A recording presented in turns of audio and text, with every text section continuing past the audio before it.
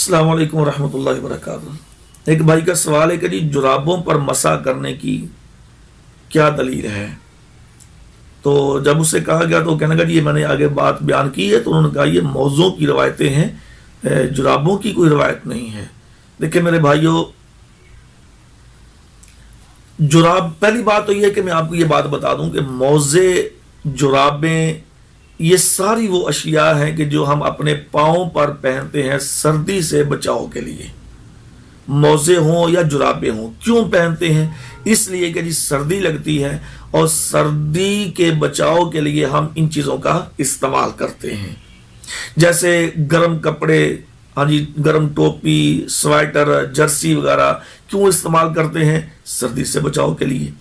اسی طرح ہم موزے اگر پہنتے ہیں تو سردی سے بچاؤ کے لیے پہنتے ہیں، یا جرابیں پہنتے ہیں تو ہم وہ بھی سردی سے بچاؤ کے لیے جرابیں پہنتے ہیں۔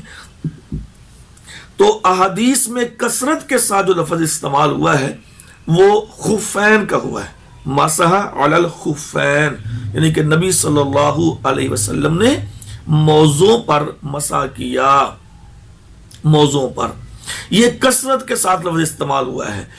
دیکھیں ایک بات ہوتی ہے، جس چیز کی کثرت ہو جس علاقے میں، ظاہر ہے کہ اس کو کثرت کے ساتھ ہی بیان کیا جائے گا، ہاں جی، اور جس چیز کی قلت ہو اس کو قلت کے ساتھ بیان کیا جائے گا۔ اب اس معاشرے کے اندر یہ میں بھی جانتا ہوں، آپ بھی جانتے ہیں، سبھی لوگ جانتے ہیں، کپڑے کی بہت قلت تھی، کپڑے کی قلت تھی اور چمڑے کی فراوانی تھی، کیونکہ ان لوگوں کا کام یہ تھا کہ جانور چرانا، جانوروں کا پھر وہ ان کی کھال سے اپنے وہ بچھونے بنانا، ان کی کھال کے کپڑے بھی بنا لینا، ہاں جی، یعنی کہ اس کا استعمال کرنا، ان کی کھال کا، چرم کا، اس کے کھال کا استعمال کرنا۔ تو موزے جو بنتے ہیں یہ چمڑے سے بنتے ہیں، جوتا بھی چمڑے سے بنتا ہے، اور بھی کئی چیزیں چمڑے سے بنتی ہیں، مشک بھی چمڑے سے بنتی ہے، ہاں جی، اور موزے بھی چمڑے سے بنتے تھے۔ تو یہ چیز اس وقت کثرت کے ساتھ موجود تھی۔ اچھا، کپڑے کی اس وقت قلت تھی، کپڑا کم ہوتا تھا، تو ممکن ہے کہ یہ کپڑے اس وقت بہت کم ملتے ہوں، پھر کپڑے تھے تو ضرور لیکن بہت کم ملتے تھے، اور یہ بات آپ اور میں سبھی جانتے ہیں۔ تو ممکن ہے کہ یہ جو جرابیں کپڑوں کی یہ کم ہو، لیکن پھر بھی رسول اللہ صلی اللہ علیہ وسلم نے یہ بیان فرما دیا ہے۔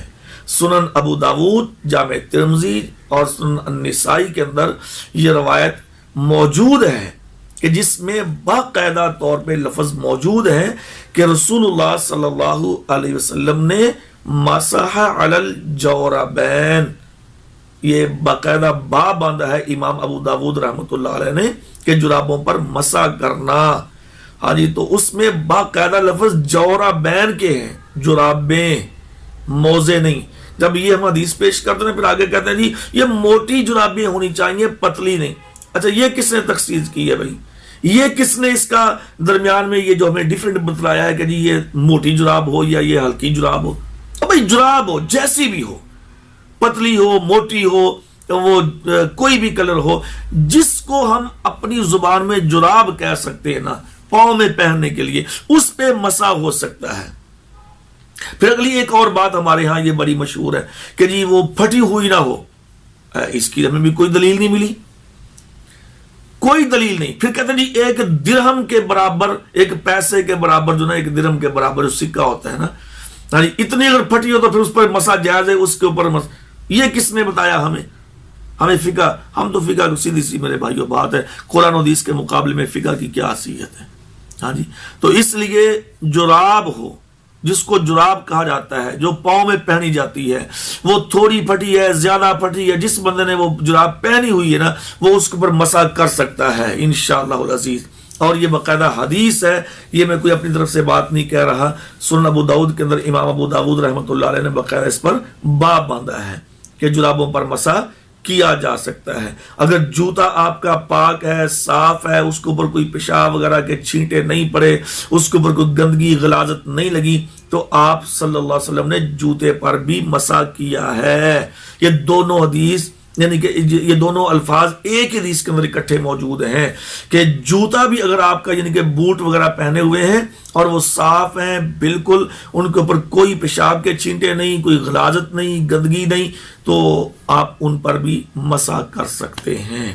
اور اس چیز کو وہ لوگ اچھی طرح سمجھتے ہیں جو جنگلوں میں رہتے ہیں یا جو آگے محاذوں پہ رہتے ہیں کہ وہاں پہ جوتے جو بوٹ پہنے ہوتے ہیں وہ بالکل نیچے سے صاف ہی ہوتے ہیں، جو کہ پہاڑی علاقے ہوتے ہیں اور بالکل وہاں پہ گندگی غلاظت کا نام و نشان نہیں ہوتا، اس لیے وہ پاک اور صاف ہوتے ہیں، تو ان کے اوپر بھی مسح ہو سکتا ہے۔